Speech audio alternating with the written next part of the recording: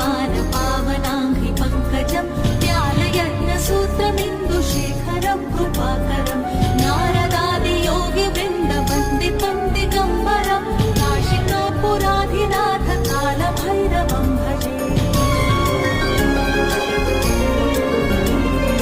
भानुकोटिभास्वरं भवाब्धितारकं परं नीलकण्ठमीप्सितार्थदायकं त्रिलोचनं कालकालमम्बुजाक्षमक्षशूलमक्षरं काशिकापुराधिनाथ कालभैरवं भजे।